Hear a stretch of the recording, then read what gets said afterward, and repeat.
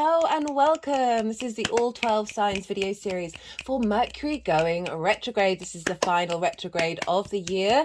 It'll be retrograde in the signs of Capricorn and Sagittarius. I will be reading for the sign of Gemini in this video. My name's Chloe. I work with card divination, astrology, and I channel energies through my body. It's just one of the ways that I channel. As you can see, my hands are moving around right now. This is independent of my conscious thought, drawing in energies from different dimensions to help us heal, help us clear stuck energy, and open up portals to source to get us in alignment with our soul's true frequency. It's like a form of light language. For those of you who know your time of birth and your natal chart, I really recommend you checking out the sign that falls in the first house. This is your rising sign, this is your ascendant. For each of these readings, it will be as if that sign is in the first house. However, this does not invalidate you looking at any other part of your chart. Every transit is affecting every area of your chart. Perhaps you want to look to where your Mercury is, because your Mercury is getting activated or with this transit. Just look to wherever that sign is in your natal chart. Look to the house that it's in, the themes of that house, and apply those themes to the messages that come through. All right, I'm going to leave this introduction very short and sweet and kick off with Gemini. Gemini rising. How you doing, Gemini? For those of you tapping into the Gemini energy and it doesn't fall in your first house, look to the house that it does fall in, look to the themes of that house and apply those themes to the messages that come through. It's as if that Gemini energy, with all the connotations of your natal chart, astrological points, celestial bodies, themes of house, have now all moved to the first house. So take what resonates, leave what doesn't. Ooh, there is a lot going on in this transit, guys. There's a lot. You're going to have a lot of information thrown at you. Do know that in the description box are the degrees, the dates, the astrological aspects. They're all in there.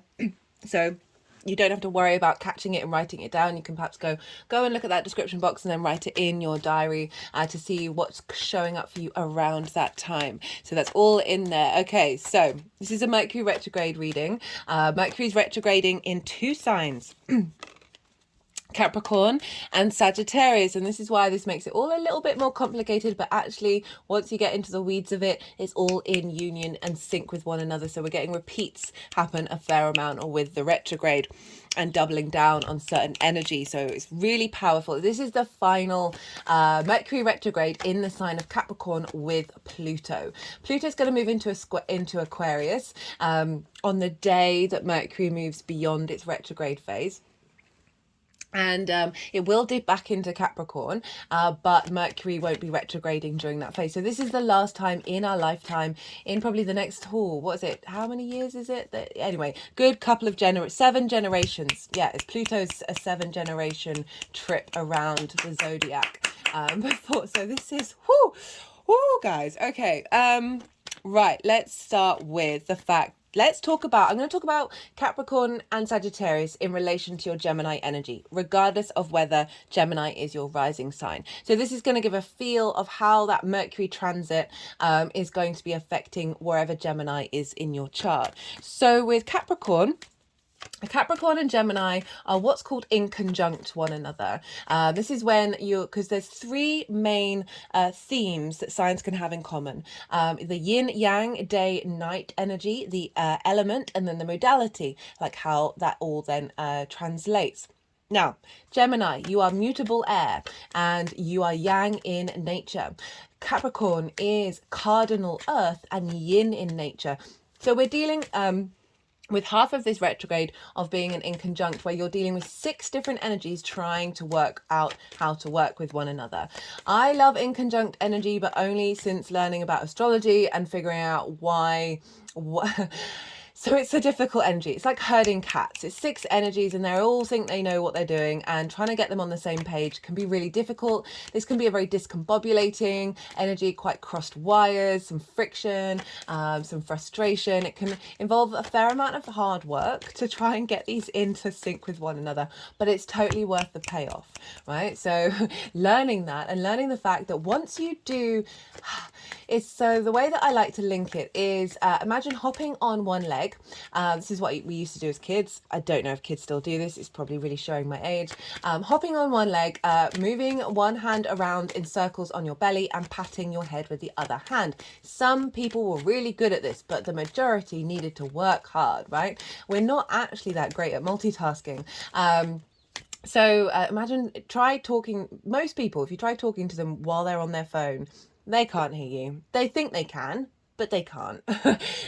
So it's practice. And once you do, it then starts setting off different neural pathways in your brain, because we're not quite used to doing all those sort of things that are out of sync with one another. And it made me think when, I don't know, I certainly get a lot of adverts for this. I'm very curious about it. It's not something I've done anything with, but I've certainly seen a lot of things linked into sort of quantum movements.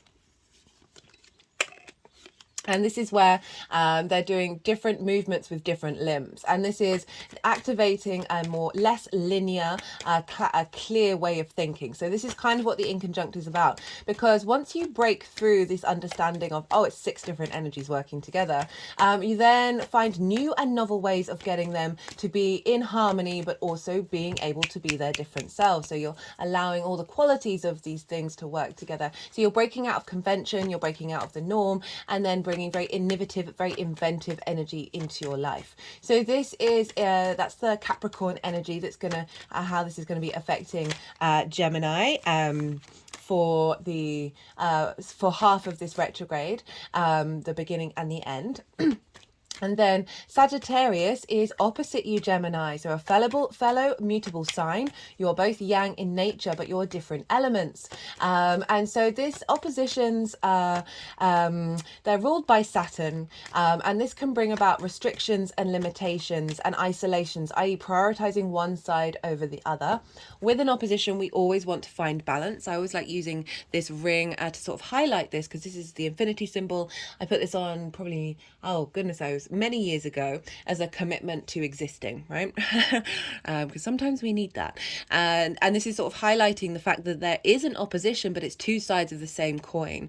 There are differences, but they are ebbing and flowing within one another. So sometimes we do need to prioritize one side for a little bit, but it's making sure that that's in balance. What we really want to do is be in the middle and understand the weave of that energy and the as I said, the 2 sides of the same coin, and getting them appreciating both of what they're bringing to the table, and then having them be in union with one another. So that's opposite your Gemini energy. Saturn is also linked into commitment and integrity and legacy. So when we're able to work in an opposition, we are in fact collapsing that down into the unity, right? So moving away from duality while still honoring it and bringing it down into the singularity. Well, I like that one. Haven't quite worded it in that way before. That's what I love about channeling. It's so great. Okay, so those are the kind of energies that are showing up wherever your Gemini energy is in regards to this transit. I am pulling cards for 4 piles and 1 bonus card. So these are breaking down, the first 3 piles are breaking down the retrograde cycle phases, and the 4th pile is beyond the degree that Mercury retrograded over, and this is sort of like the post-retrograde cycle, how this energy is manifesting moving forward. And then the bonus card is for what's called the Cazimi, that happens at the midpoint of the retrograde, and I'll talk more about this as I break down what the piles are all about. 2 6s, interesting, Gemini. Love it when we get double numbers. So the first pile is going to be the shadow phase. Now this is when Mercury entered the degree that it's then going to stop the retrograde at. So this is Mercury moving directly over the degrees that it's going to instigate the retrograde with. So often with the shadow phase, this happened on the 25th of November, that you may have seen something crop up around then that's letting you know what this retrograde's all about. The shadow phase is often when we're often instinctively, unconsciously working with the retrograde energy already. We're sort of doing the baseline foundational work. This can be also things coming out from the shadows that you may not have noticed or realized, to help you understand and highlight what's going on in the retrograde cycle. And we just saw the 8 of Cups. We'll see if that wants to come out again. And so this can often be louder. This can often be louder than the retrograde itself, right? It all depends. I've seen it in various different ways because it is that shadow coming out and going boo, you know? And so this is the period that we're in until the 13th of December. So that's the first trek of 3 over these degrees. Then on the 13th of December, we get the retrograde when Mercury stations retrograde. And this is when it now looks like Mercury's going backwards in the sky in terms of Earth's perspective. So we're revisiting these same degrees. This time round, we've got a sense and knowing of what this is all about. I love retrogrades, even though they can be very frustrating because it is about slowing down. It is about giving pause and reflecting and revising and revisiting, renewing, regenerating, reinvigorating. It's about finding nuance and depth because we're going over the same territory. This is kind of like learning something for the second time. You've already got the base foundations in, and now you're able to contemplate more. You're able to find that, as I said, that depth and that nuance. So retrogrades, they can see people coming back into your life. I find there's various forms that this can show up. So sometimes the most common I find is like people out of the blue in whatever area of life coming back and just sharing a bit of information with you. We're all vessels of the planets. Underneath all of that, we're also a vessel of source, right? So this is just the framework that our earthly form has signed up to engage in, right? Beyond that, I mean, for me, astrology is like learning to understand it and then getting underneath it all, like clearing out those layers. Anyway, I think we're still in a very we're still evolving with that one and building that in our lifetimes on this planet. Anyway, so people coming back into your life, being vessels of Mercury to share information with you. This can be highlighting something about yourself that you may have forgotten, you needed re-reminding and reintegrating. This also can be certain situations showing up in dynamics where you're like, you would have in the past, you would have been okay with it. And now you're not. And this is just highlighting the journey that you've been on and how you're then mastering this energy moving forwards. It can also be people coming back into your life who are then going to be part of a longer term cycle, right?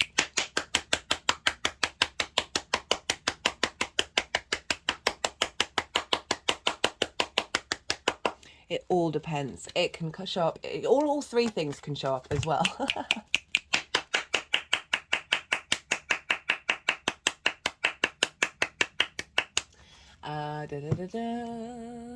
What else did I want to say? Obviously all the traditional things around Mercury that's linked into communication, travel, commerce, electronics. Things can go wrong. I remember in these earth ones that happened this year, a lot of my electrical equipment went wrong, and I was just like, oh, okay, hey Mercury, how you doing? Because Mercury's slowing down, and Mercury's the fastest moving planet, and it can be a bit discombobulating. I find Mercury might actually enjoy the fact that it's slowing down, right? But Mercury's a bit of a trickster, and so the fact that it's allowing to look around, smell the roses, and it's giving more free time to be a bit more trickstery in what's showing up. So this can be like mail going missing, this can be emails. If you've got a deadline on something, if you need somebody to see something, make sure you do a follow-up email saying, hey, did you get this? I just want to double check. If you're sending anything by hard copy, make sure you've got copies of that. However, I do find with retrogrades that things go missing, but then they turn up at the right time. Okay. Redirection is a very key word for the Mercury retrograde. That, you know, it may not be on your schedule, but it's actually part of a big universe plan that's actually more in alignment with your higher self, because your higher self is doing a lot of this work as well. It's in communion with the planets. Sorry, I'm like half laughing while I'm saying this because this whole existence is so ridiculous. And we're always trying to control it as well, and it's just like, well, sometimes we just got to go with the flow, haven't we? Right, what else did I want to say about Mercury retrogrades? Yeah, so the way that I look at it is this: when things are all going a bit haywire in the 3D realm, right? I link it also into like feeling run down or getting ill. These are recalibration moments because the frequencies are shifting, right? Things are changing and adapting, and the 3D world can then get a bit, it's like glitches in the matrix, that it's then like having to recalibrate to this new frequency.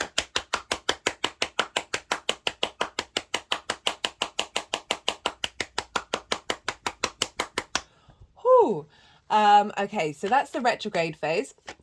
It's also a really great time to work on projects, I find, but not necessarily put them out there, because you might find at the end of the retrograde cycle that you've missed something that was actually kind of important. But it's a really good time of like really getting into the weeds, getting into the details of something, and having the willpower to do that, because Mercury's retrograde.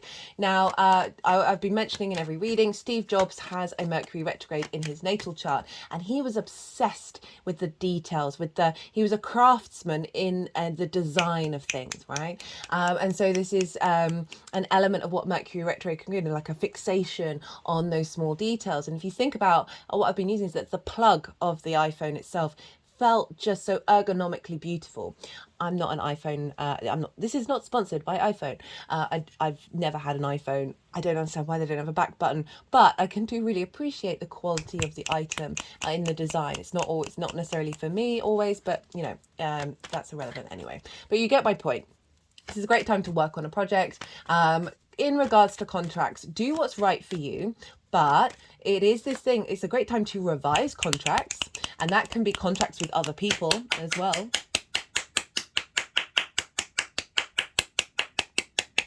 Like relationship contracts. Oh, we've got a fair amount of flippers. This is shown up in every reading. Goodness me. Didn't even see that happen. So I sort of stare out the window while I'm talking. Look at the bird. I've just seen a blackbird come and sit on the tree. That's lovely. Hello, birds, messages, Gemini. Hello. Tweet, tweet, tweet, tweet, tweet. Twitter, back when it was formerly Twitter, its first tweet had a heavy Gemini placement. I just love it. Right, what was I saying? Contracts. Yes, it's a great time of revising contracts. I've broken down in a lot more detail in the Virgo transit in the introductions about what retrogrades are all about. If you want a more in-depth, I'm not doing it in this series, but that's there. I keep forgetting to mention that in videos where I break down sort of other stuff.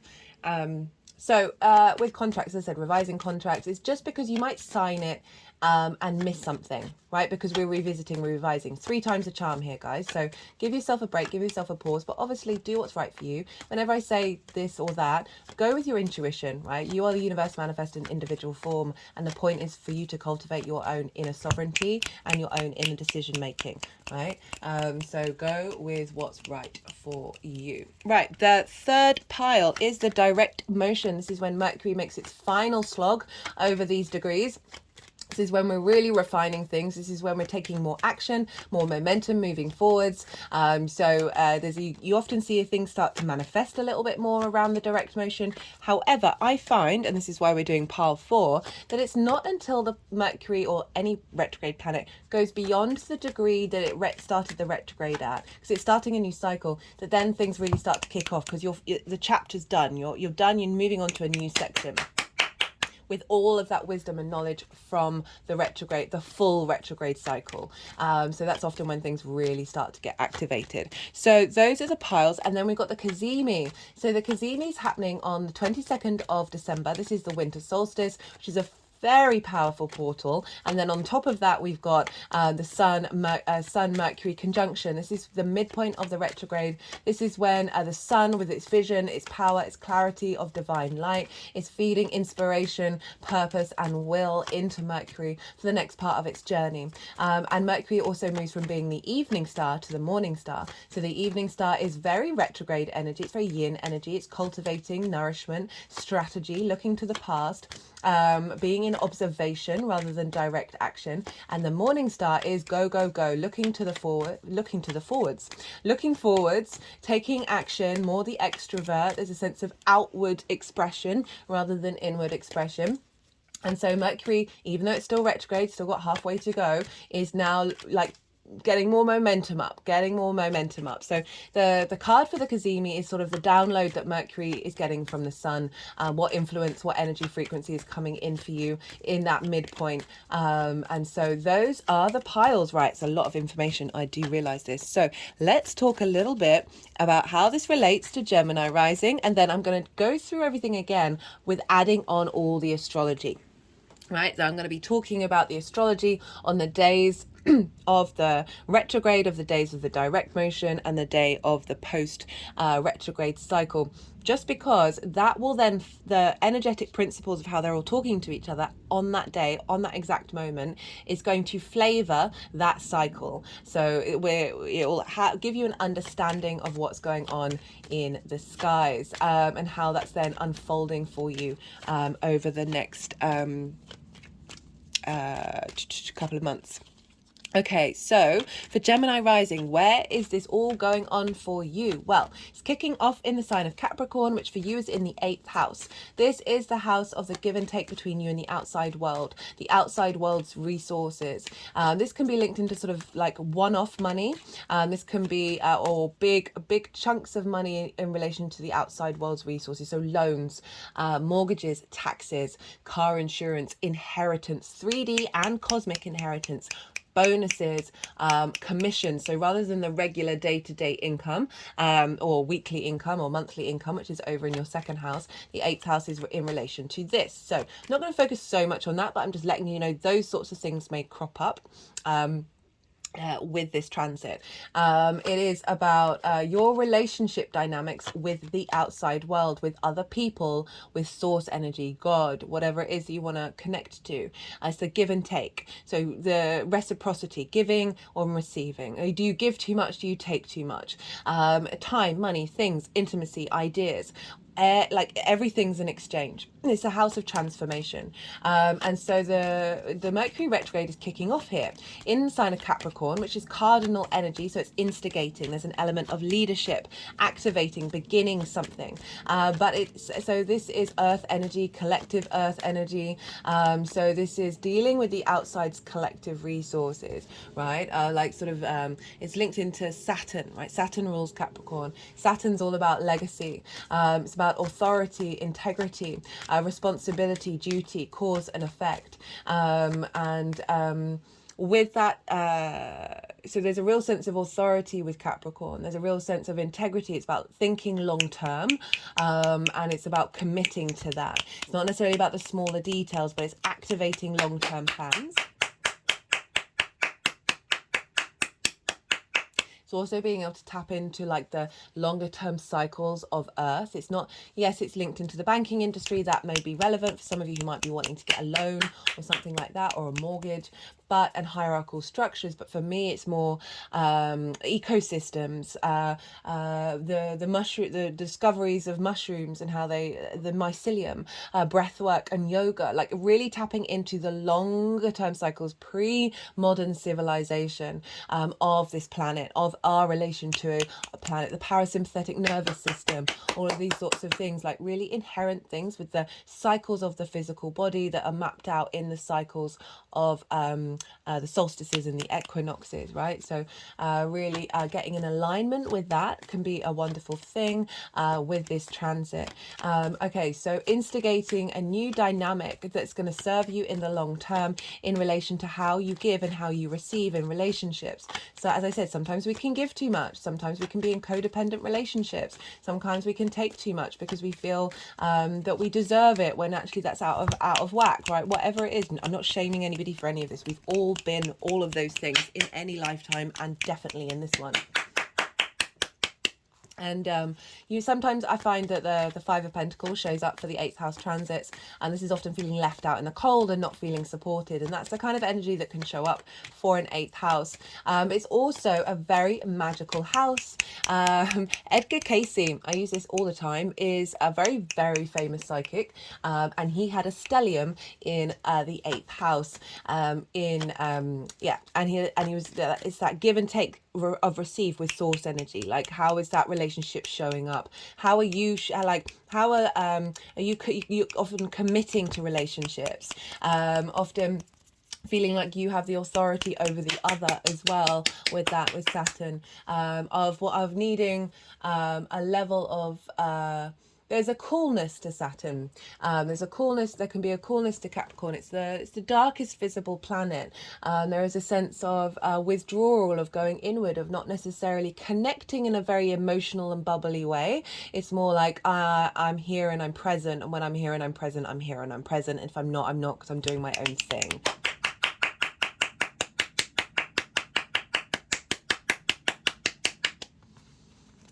And what else did I want to say about? So with the Mercury is instigating a new vibrational frequency coming through about your relationship dynamic with the 3D world, with the 5D world.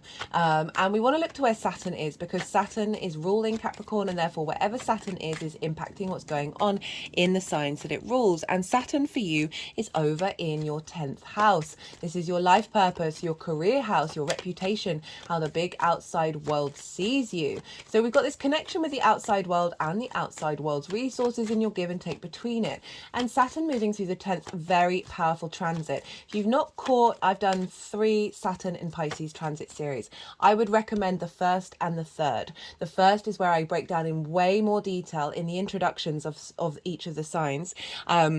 Saturn in Pisces, Saturn with Neptune, Saturn in relation to Jupiter, because Jupiter rules Pisces, so Jupiter's affecting Saturn. Because it's in your 10th house, Gemini risings, which is an angular house, this is the most visible house. This is a very powerful transit for you. Also, the second transit series was the retrograde. You might want to recheck over and see what showed up around that.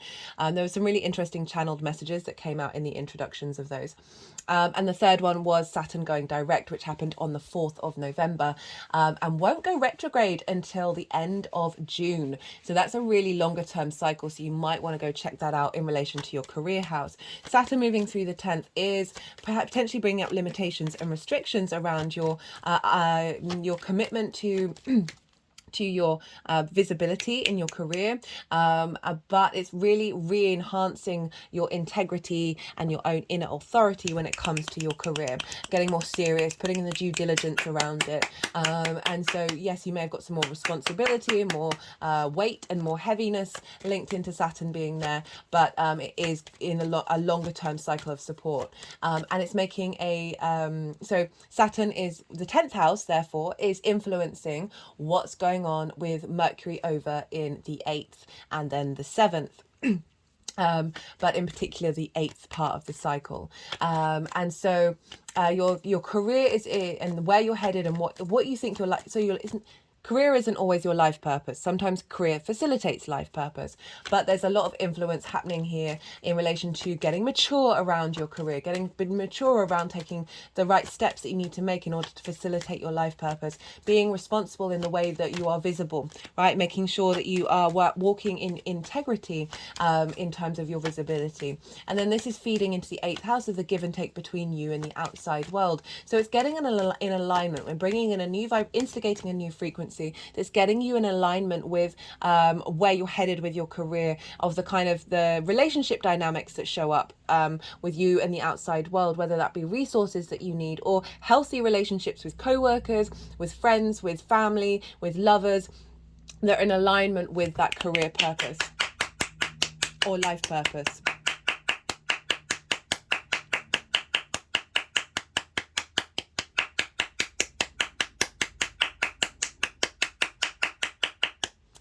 And now then Mercury will go into Sagittarius, and that is ruled by Jupiter. Oh, okay, that reminds me. Saturn is deemed a bit of a no planet.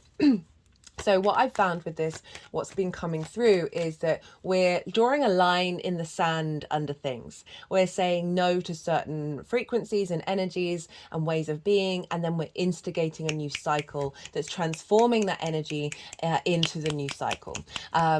If I've mentioned at the beginning, and I'm now repeating myself, I do apologize. This is the final transit, I think I did. This is the final transit of Mercury retrograde in the sign of Capricorn with Pluto. Lots of big energy, lots of transformation, even though they're quite far away from each other.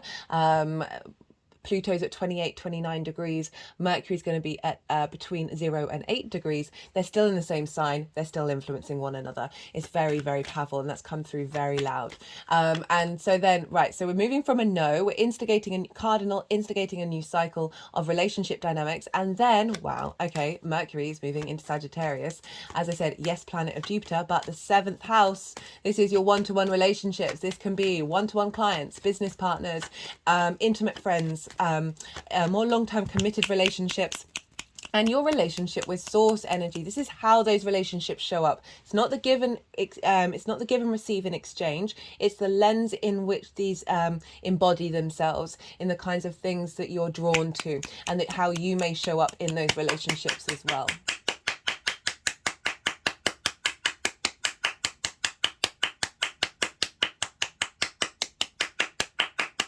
going to pause for a second. So we're moving from the 8th house of instigating a new relationship dynamic with you and everything other than you.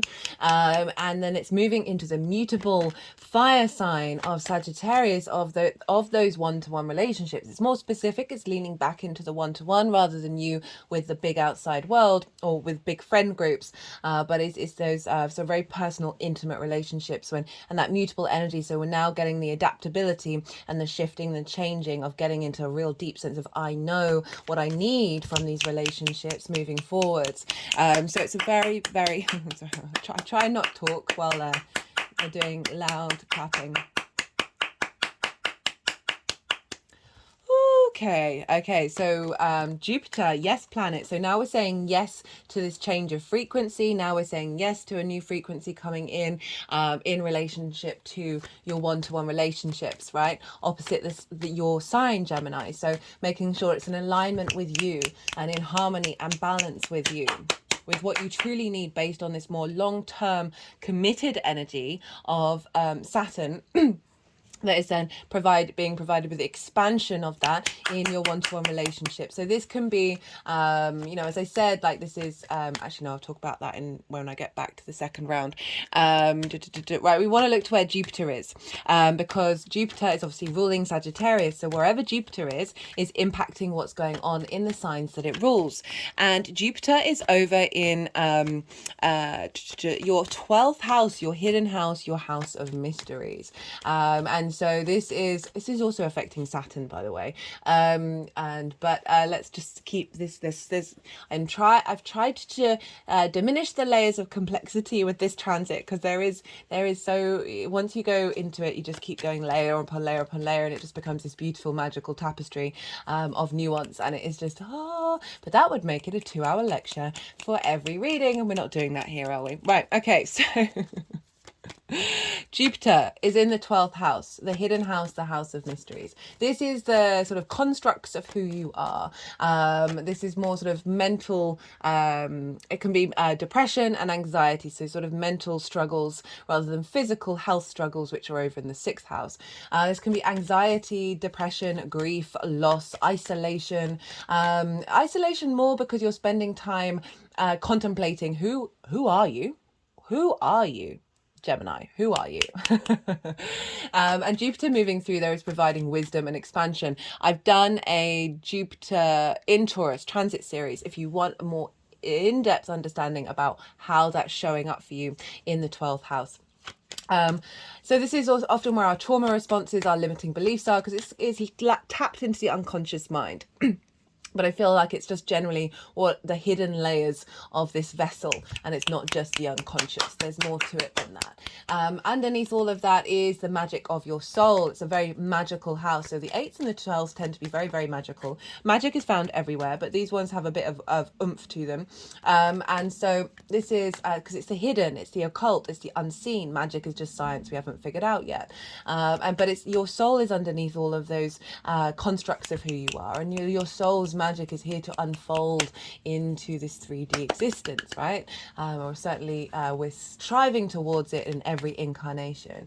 And so Jupiter's retrograde, by the way. It has been for a while. So whatever you may have, Jupiter retrograde is more questioning everything around you rather than taking things on faith. Right? It's you searching for your inner faith. But it can also limit the abundance and the expansion and the cohesion and the wisdom and the opportunities and the luck that can come with Jupiter when it's retrograde. And it's going to go direct on the 31st of December. I'll get to that later when I re-go over the dates and the cycles.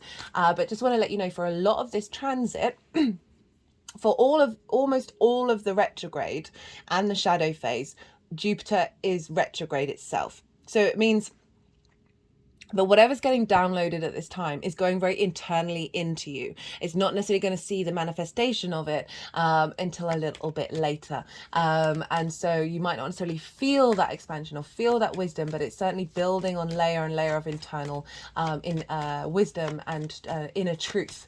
So Jupiter in the 12s really is helping you unravel some blocked energy around trauma responses and limiting beliefs. My head is sort of just moving back and forth now. And giving you a sense of deeper understanding of the why and how you got there, right?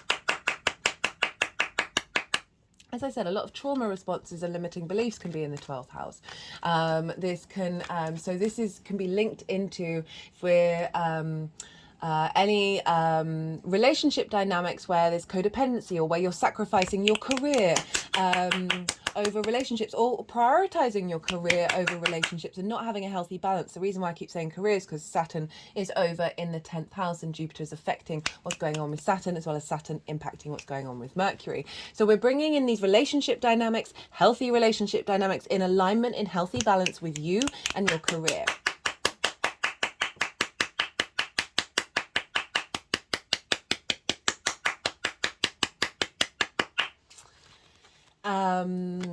Yep. Okay, what else did I want to say about that? So finding deeper wisdom with that, and then opening up the magic that's allowing a vibrational frequency in terms of relationship dynamics to flourish. They're coming from a hidden magic soul energy. So this could be people connecting to your soul family that are going to be playing a bigger part in your life moving forwards. And with that Pluto energy of transforming old dynamics that are, still potentially part of your soul family, but certain contracts that have come up and that are done, and they're being, dead and gone and being composted, and then that's bringing in the next level.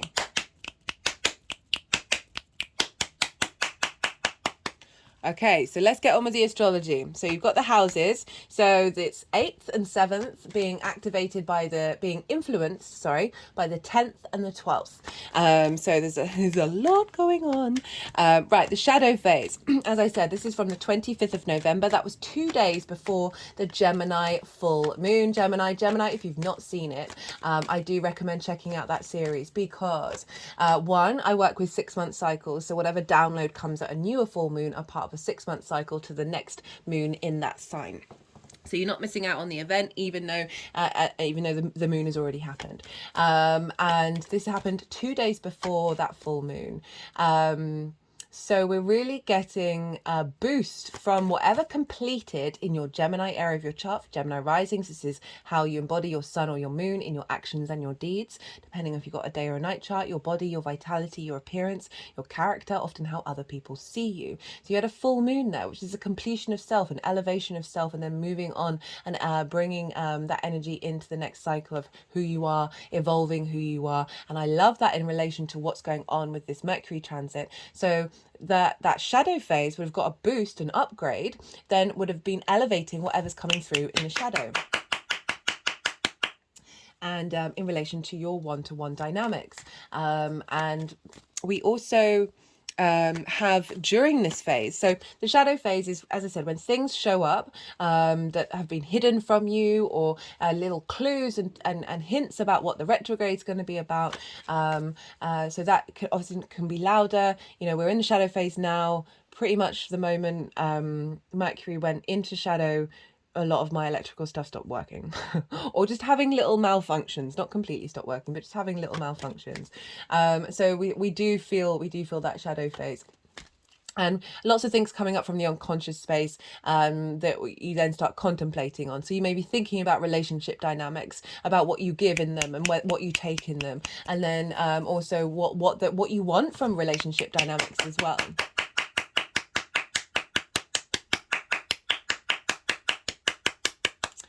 And then in this time, on the 6th of December, Neptune's going to go direct. Now, this is important because Mercury and Neptune were square one another in the in the Gemini full moon, but Neptune was retrograde. And for me, that very much felt like a bringing in of a clearing out of delusions.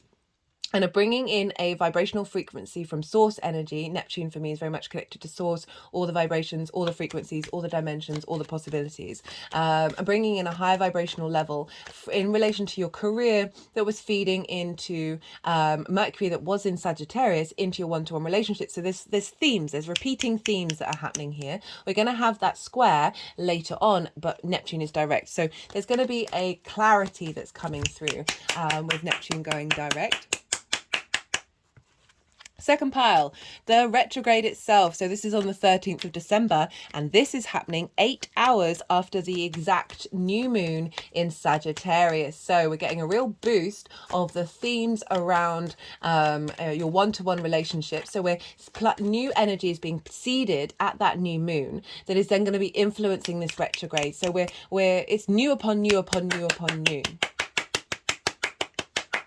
I will be doing a separate series with that, so do go check that out. It's going to come out after this one when I finish this. So it's 8 hours after this new moon that Mercury goes retrograde. We also have a trine with Jupiter. Jupiter is still retrograde, remember.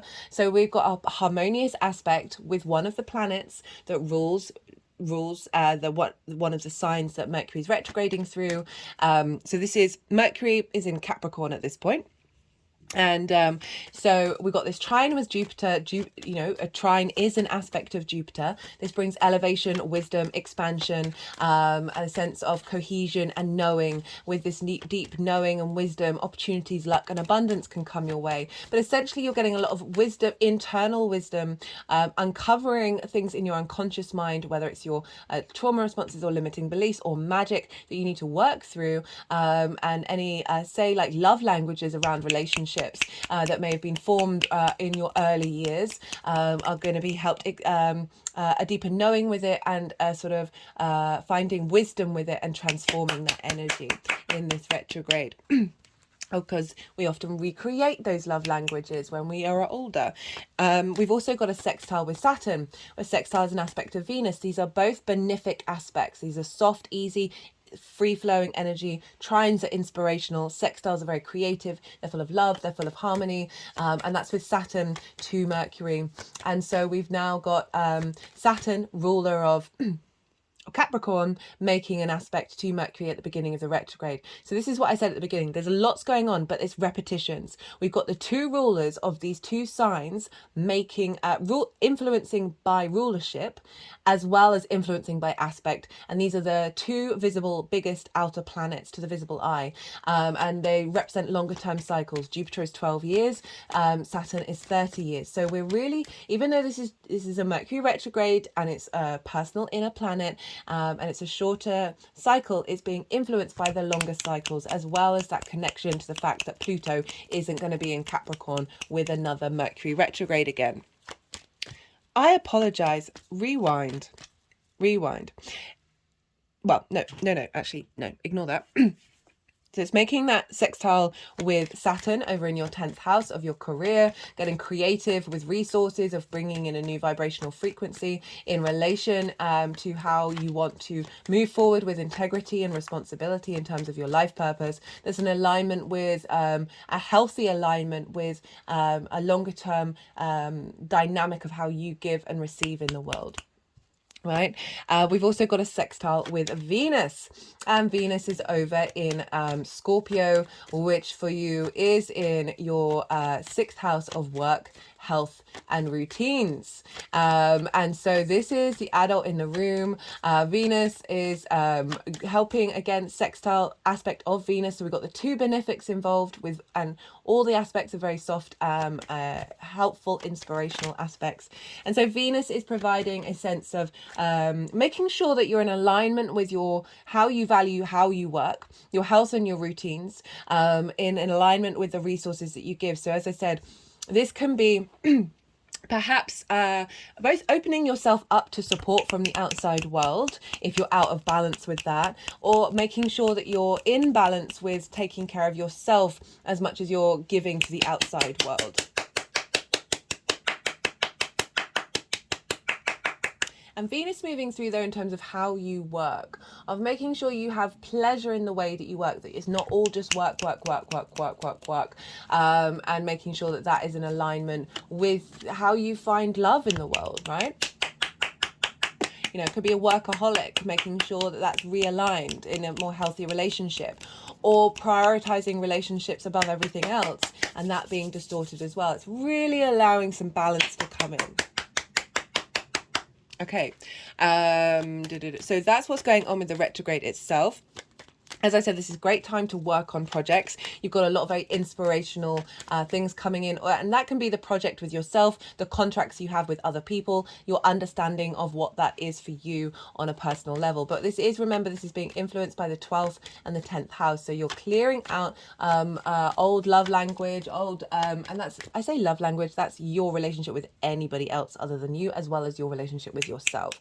Then it's all getting in alignment with your career and your life purpose. So this can be about stepping up to responsibility in a romantic relationship in relation to your life purpose. As I said, life purpose isn't just about career. It's going to also be about bringing in more clients, bringing in a business partner that are in alignment with this new frequency, that the work that you're doing over this time, perhaps evaluating what that looks like for you. Right, the direct motion. So Jupiter has now started going direct. It went direct on the 31st of December. So this is, oh no, rewind. Sorry, I do apologize. I've written things out in the wrong order and I keep reading them in that rather than, anyway, talk about, let's blame it on the retrograde, guys. Okay, so the Kazemi. So this is the bonus card. This is happening at the midpoint of the retrograde on the winter solstice. So the 22nd of December. The winter solstice is a massive portal. I see it as the new moon, the new year, the beginning of the new year for the world, right? In terms of the northern hemisphere, and so we've got this big energetic portal that's linked into the cycles of nature and our connection to time and space, rather than the Gregorian calendar, which is more a social construct. Both points are great times to set intentions, and so it's a big portal anyway. And then we have the Kazemi of the Sun and Mercury conjunct one another, receiving high vibrational downloads that are facilitating how you move forward in the rest of the retrograde. As I said at the beginning, moving from an evening star to a morning star. We have the sextile with Saturn at this point. We have the trine with Jupiter at this point. So again, reiterating, this is part of a longer term cycle of support from the bigger outer planets, by very positive aspects. Now, then we go on to the direct motion. So this is the end of the retrograde, and this is happening either on the 1st or the 2nd of January, depending on where you live. It's going to be very late in the evening on the 1st. I'm going to put, I haven't done yet, but I'm going to put some time zones in the description box, so you can then figure out wherever you are watching from. Hello, everybody. Figure out when Mercury is going direct for you where you live, because I think this is a really great time to set intentions, New Year's resolutions around this time, even if it's on the 2nd. I think that doesn't really matter, because Jupiter's direct, Mercury's direct. Not only that, Mercury is conjunct Mars in the sign of Sagittarius. Right? Mercury conjunct Mars is your ability to communicate and take action upon it. Do the thing you say you're going to do. What more could you want for a New Year's resolution? Mars, our motivation, our drive, our actions, our passions. This is the stimulation, the hot-bloodedness of Mars.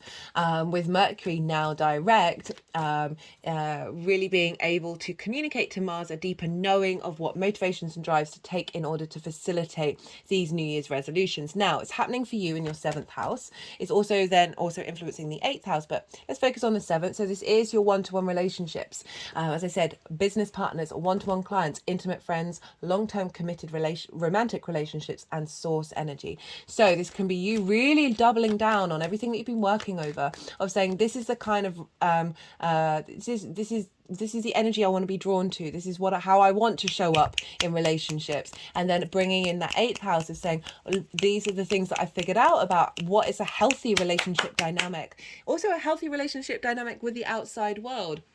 You know, sometimes, as I said, we can think, oh, we need this from the outside world in order to then do what we need to do. Try and separate yourself and finding more resources within you, and just doing what you want, even if it's not necessarily the ideal of what you would like it to look like. That point of action then is creating from a space of abundance, rather than, oh, I can't do it until I have X, Y, and Z. At least put things into practice, because then that can really help facilitate a level of abundance coming in. And you're also linking back into your career house, right? Or life purpose. As I said, this doesn't just have to be about career, but in terms of career, maybe making intentions for more one-to-one clients to come in. Maybe if you need a new business partner or whatever, you want a healthier relationship dynamic with your business partner, setting those intentions as well. As I said, or elevating your commitment levels on a one-to-one basis with people.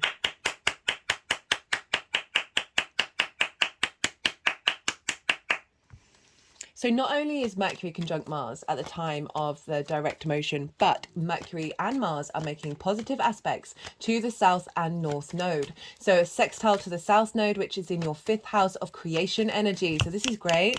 This is pleasure. This is play. This is games. This is amusement. This is children. So for some of you, this might be really committing to a relationship and deciding to have children.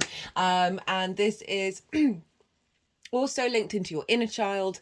It could be birthing something creative into the world. It is linked into romance and short-term dating. So this can be harnessing creativity and pleasure. Pleasure isn't just linked into romantic relationships. We get it a bit twisted with that. It's about finding pleasure in every moment of every day, even in those darkest moments. This is about bringing pleasure and creativity, this refinement of your pleasure and creativity into your how you show up in the world and how relationships show up. So that's thinking creatively and finding harmony between those two things and making sure that they're in alignment moving forwards, as well as the trine with Aries, which for you is over in your 11th house of hopes and dreams, friends, groups and alliances, and reaping the benefits from your 10th house. So we've got Mercury and Mars activating a new vibrational frequency in terms of your one-to-one relationship dynamics that is potentially going to help bring in collaboration and support around your hopes and your dreams, as well as facilitating a as I was talking about, like sort of business, of like people coming into your life that then mean you reap the rewards of that in terms of your life purpose and your career.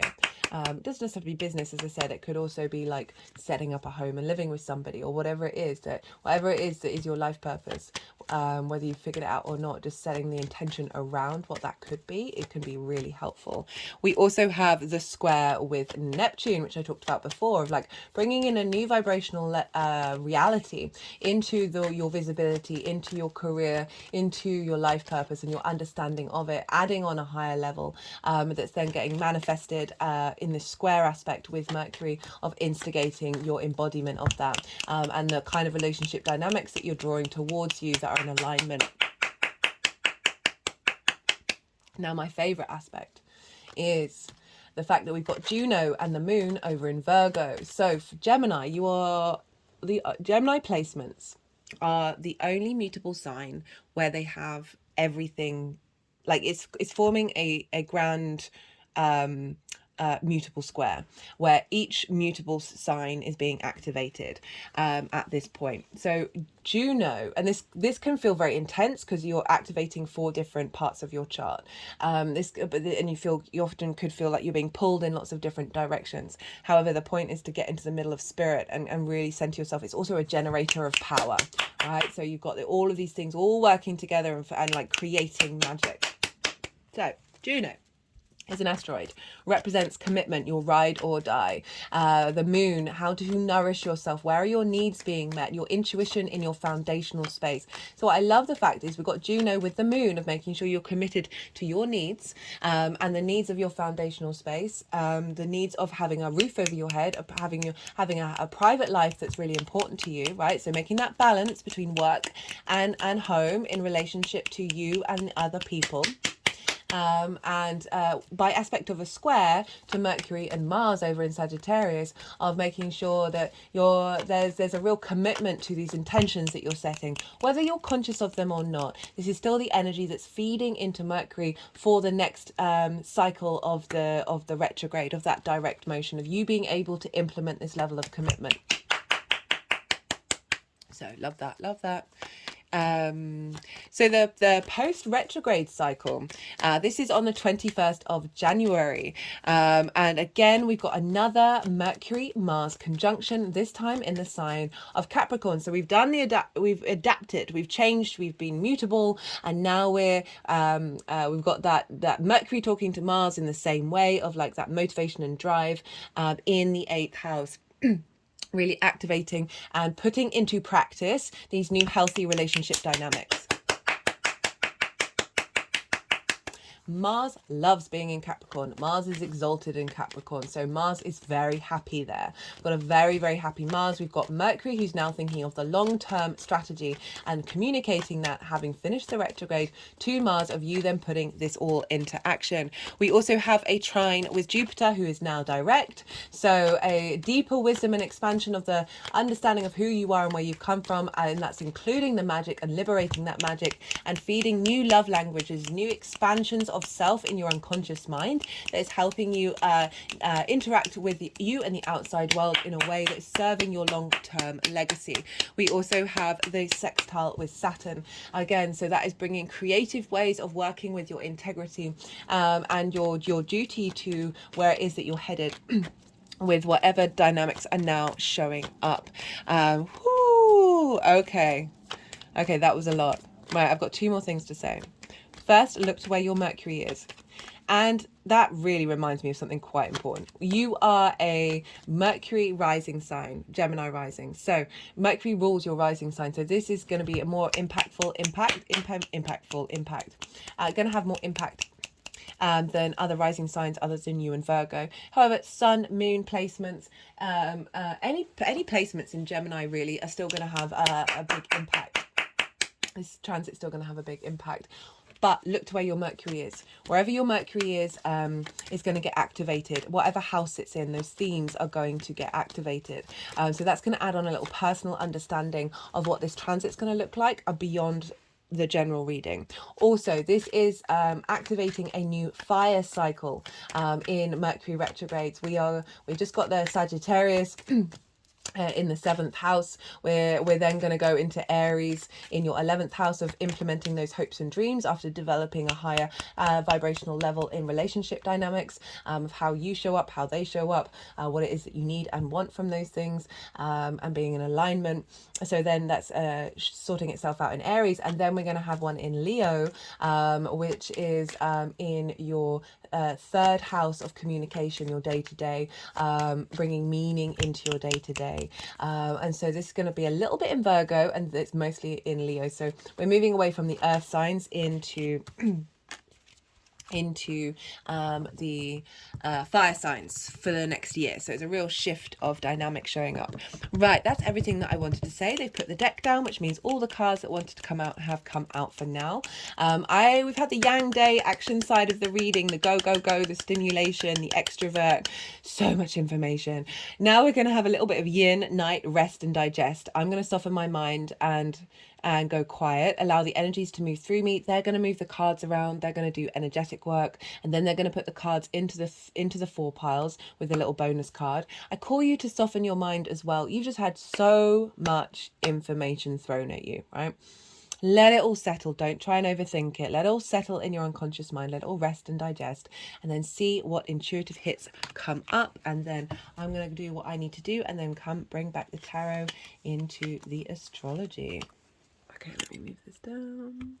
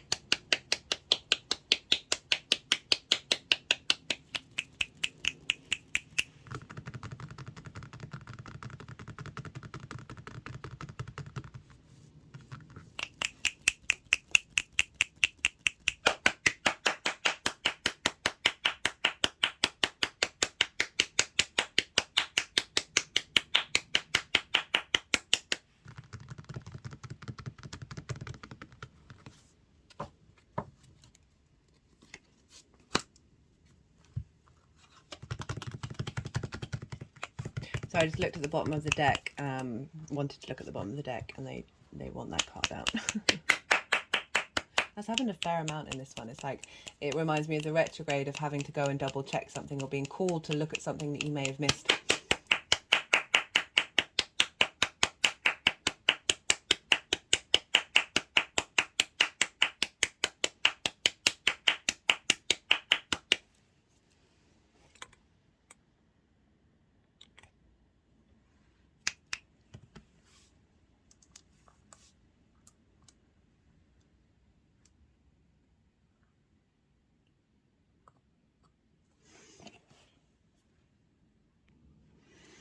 Okay, Gemini, so we have, for the shadow phase, we've got 2 major arcana. So this is sort of implying that some big things are being highlighted and cleared out during this shadow phase. We've got the star card, which has shown up for every sign, and I only really had the realization, I feel really bad, I only mentioned it in Cancer's video, is that on the day that Mercury moves beyond its retrograde phase, the Sun and Pluto have moved into Aquarius, which is but anyway, this is at the beginning in your shadow phase. The star card is about a deep emotional healing. This is about reflection, right? Being able to strip back the layers. She's unclothed. She's got rid of the mask. She's trying to become her true authentic self, and it really does feel like what's happening at the moment in the shadow phase is you doing a lot of reflection, you've going inward and figuring out, well, what is it that you need and want in your life? What's truly important to you? Not based on if we think about that 12th house energy of Jupiter, of old patterns that have got actually nothing to do with you. We hold a lot of energy from the people that we were around between the ages 0 to 7, right? So certain ways of thinking and being, that this is calling you to get back to your soul's energy. Because this is very galactic energy. We've got the galactics and we've got the earth energy. This is also about hoping and dreaming. So through this deep healing, through this reflection, is bringing in a new sense of the ability to dream in a different way. With the Judgment card, I mean, this is so powerful. Judgment is about tapping into wisdom, making right judgment. So it feels like what's being pulled up is helping you get in alignment with this. You see these figures, they are grey, they represent wisdom. The angel is blowing a trumpet, and so it's vibrational frequency. So there's new frequencies coming in. There's a new desire to be able to look at things from a higher perspective, which is all tying into the fact of Jupiter being in the 12th, right? Of really wanting to zoom out and find different perspectives. Okay, so they just tapped on the angel's third eye and now on my third eye, of being able to see things more clearly, and not be blocked by distortions.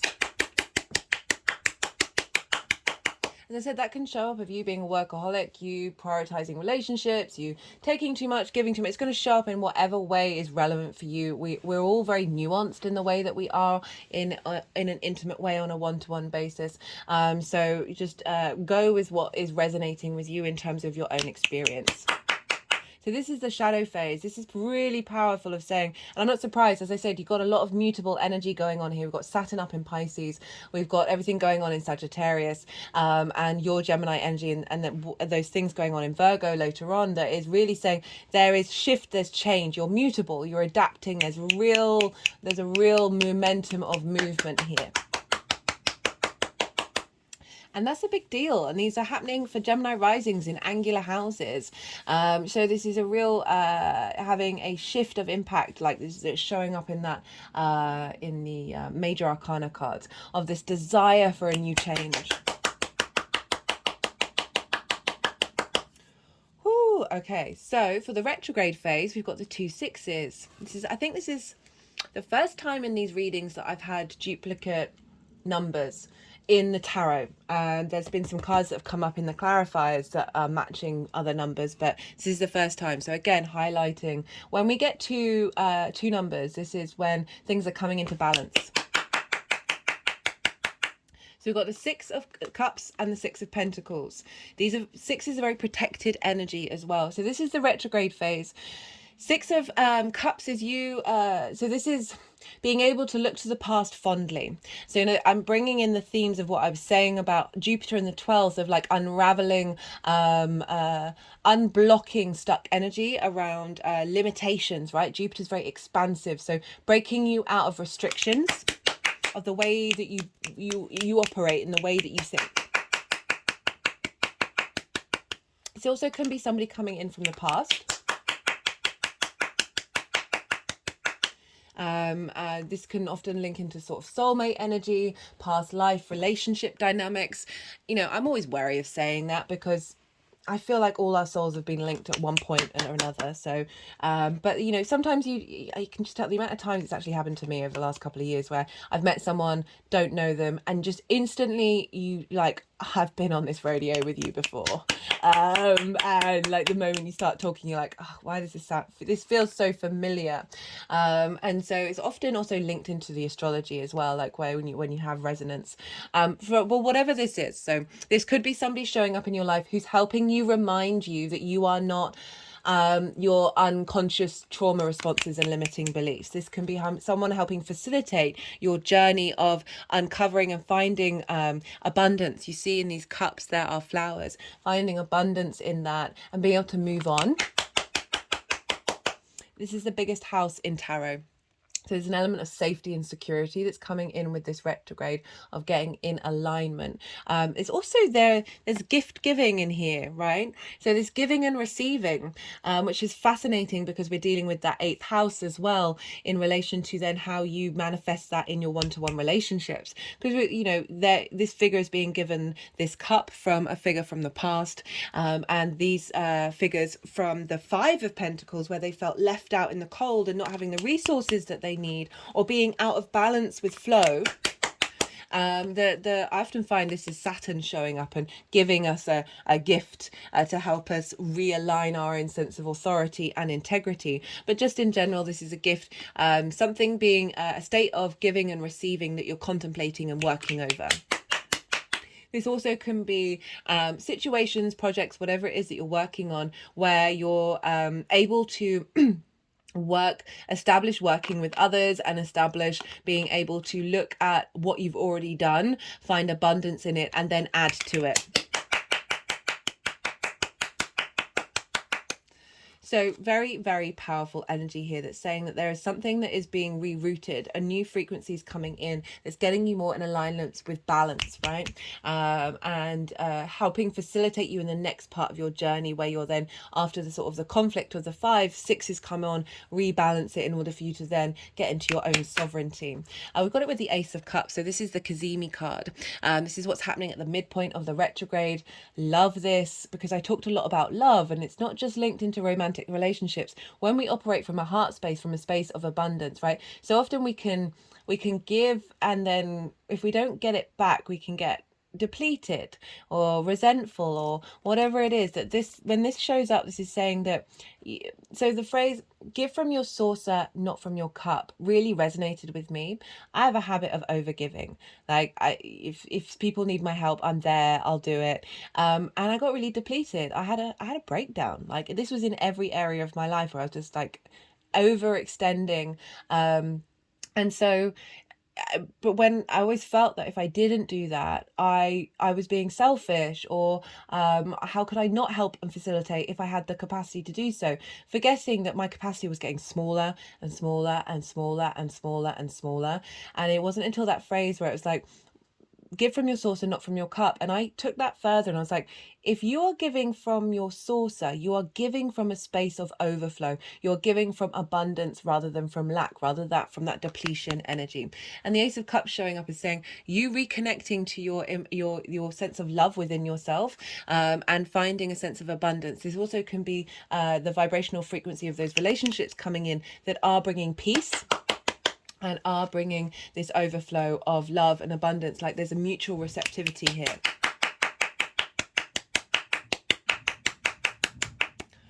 Pretty powerful reading, Gemini. Leo's was mad as well. Right, so this is for Mercury going direct. This is when I said perhaps set new intentions, and we've got the Three of Wands and the Seven of Swords. The Three of Wands is someone who's done the work, right? They're on the higher ground. They've got a higher perspective. They've gone through this journey, and they now are seeing a new journey happening ahead of them. You see these ships, they're about to go out on their journey and go on an adventure, but it's coming from a very secure, a very safe, a sort of higher perspective. You know, I was saying earlier, there's mountains in the background of judgment, of calling, of wanting to step into a frequency that's coming from a higher vibrational level, that is then giving you the opportunity to expand. Look at the colors of these two cards. This is this is sunlight, right? We've got the sun here at the end. This is a sense of joy. There's a sense of abundance and light and warmth and flow. And this is marking a beginning of a new adventure. With the Seven of Swords, I love the Seven of Swords. It gets a bit of a bad rep, but I love it because, right, again, it's the color of the sun. This is a positive card. It's stealing away the Five of Swords. The Five of Swords in tarot, for me, it's the card that I find the most difficult to look at and engage with. I love it and I respect it and I honor it. But it's kind of like, oh, it's like the ugliness of the world encapsulated. But it inherently involves conflict and winning, but at what cost? What, like, this is the figure, they're holding the Three of Swords, they're holding heartbreak, they're holding grief, they're holding heart distortions, and they look really smug and they've won. It's like, but what did they win? They won the Three of Swords, right? And so often in life we go down paths and we get committed to it, and then we're like, oh, this is the thing that I needed and wanted, and it turns out you were missing other things in your life, right? And can go to one extreme. Five of Swords is very extreme energy. It's also victim mode as well. But here they're stealing away the Five of Swords, which is saying you're bringing about a sense of peace. And interestingly, we've got the Two of Swords, which represents balance, right? Which represents harmony, of giving, of union, of two minds, of two thoughts, of two constructs, and being able to bring that into harmony with one another. And so that giving, the construct of giving and the construct of receiving, right? And it being in union rather than a distortion of one side winning over the other. So this is thinking of new ways of engaging with this frequency, and it's bringing about a sense of peace. So this is the final pile is after Mercury goes beyond the degrees that it retrograded at. And look at that. These perfect cards for everything that I've been talking about. I'm so happy for you, Gemini. Let me know how it went. Right, so this is on the 21st of January. This is Mars conjunct Mercury in the sign of Capricorn. This is with Pluto and the sun in Aquarius, trining your Gemini energy of how you see yourself in the world, a radical transformation in that.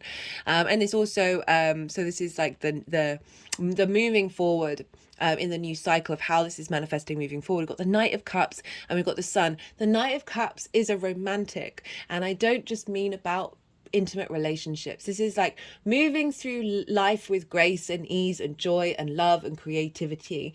It's a smooth operator of making sure that there is this sense of union in the way that it embodies itself. You know, I'm talking about that give and receive, those relationship dynamics of making sure that this is saying you're embodying this new vibrational frequency of how you want to receive and how you want to give.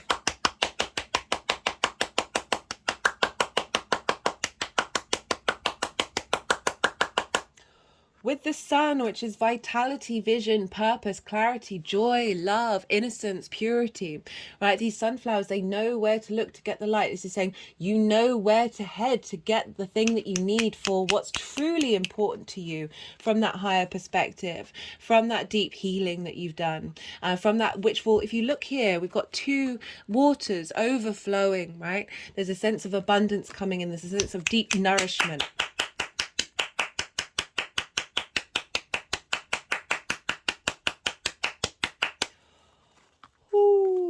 Okie dokie. Right, so let's do some clarifiers. Sorry, I'm just quite amazed at this reading. It's quite something.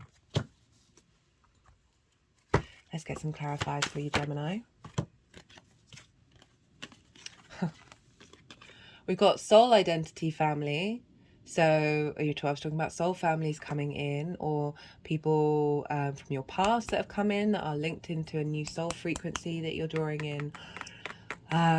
Just in general, really tapping into your soul identity. I was talking about Jupiter in the 12th of like helping you navigate distortions of blueprints and imprints from your early years of love language, of how you communicate with you in the outside world, bringing in that new calling to help you tap into your soul's frequency rather than that of those distortions.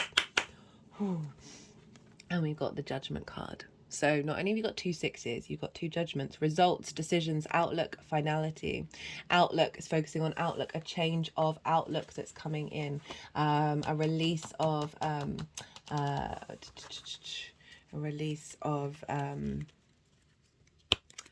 sorry, I'm just getting a bit distracted. A release of, as I said, those old outlooks and bringing in a new one that is facilitating basically everything I've just said over and over and over again. Right, let's get a clarifier from the numerology deck as well. What wants to show up for my Geminis? Ooh, okay, my third eye is now getting very heated. I've got compassion. Okay, so that's wanting to go there. Compassion for yourself and who you've been and what you've been through. And compassion for any dynamics that have shown up that you may not be comfortable with, that you haven't sat right in your soul, allowing them to like be released.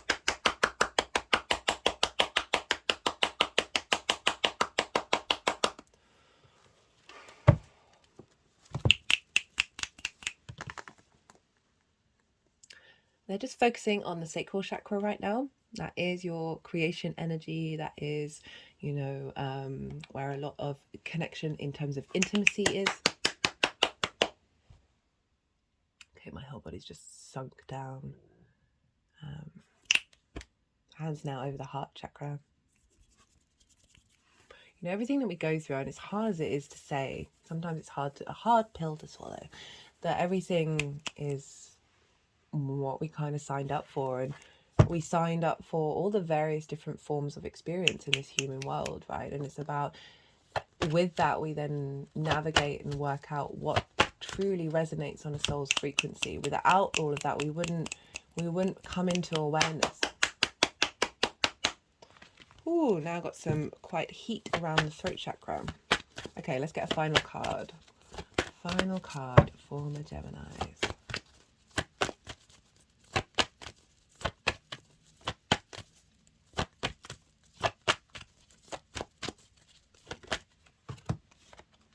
Manifestation.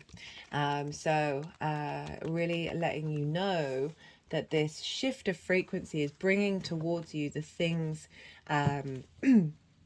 oh, just cut the deck and got relationship change. So really highlighting that the thing, this isn't, as I said, this isn't about ending all your relationships. This can be relationship dynamics that you already have that are elevated, as well as also drawing in other frequencies that are more in alignment.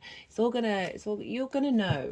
I like with all these major arcana, and especially the Judgment and the Star card at the beginning, of you're gonna give yourself pause, and you will know within yourself what's going on, right? I don't think it's going to be confusing. May take some time, but I don't think it's going to be confusing. Okay, Gemini, whoo, you're the longest video yet. I'm going to leave it at that. Be good to yourselves, Gemini. Be good to those around you. And most importantly, be well until we meet again.